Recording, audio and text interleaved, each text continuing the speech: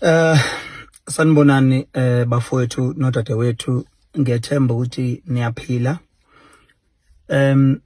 Ngithi angidlulise ukuphatheka kabi nokudumala ngesenzo esenziwa abantu engingabazi enkundleni zokuxhumana ukuthi besabalalise amampunge athi ngingene engozini yemoto ngedlule emhlabeni. Ngicela ukuqinisekisa kuwona wonke umuntu omthandi kakhuzani ukuthi izimfamona nezitha nabenzi bobubi abakazuphumelela ngalezi zinto abazenzayo. Ngiyaphila, angaze ngibandakanye engozini yemoto. Konke nikubona ko TikTok kungamanga.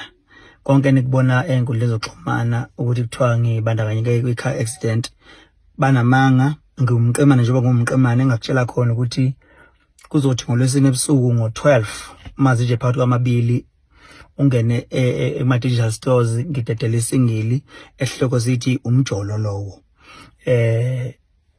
Engihambisana khona nensizwa laphana uLuve umva kwaDubazane. Ilokho engakutshela khona, kanti Friday ngizobekile laphana e-MUT amangosuthu. Sizoba ne-activation egcwalisa abantu abaqhubeka bethenga amathikithi. Umcimbi uyaqhubeka ngomhla ka-4 kuNovember.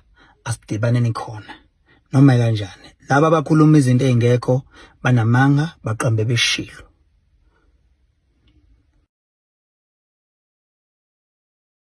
Ukhuzani died in a car accident this morning.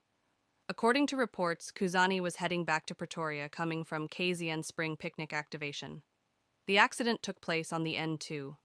We've tried to contact his family, but none of them were available.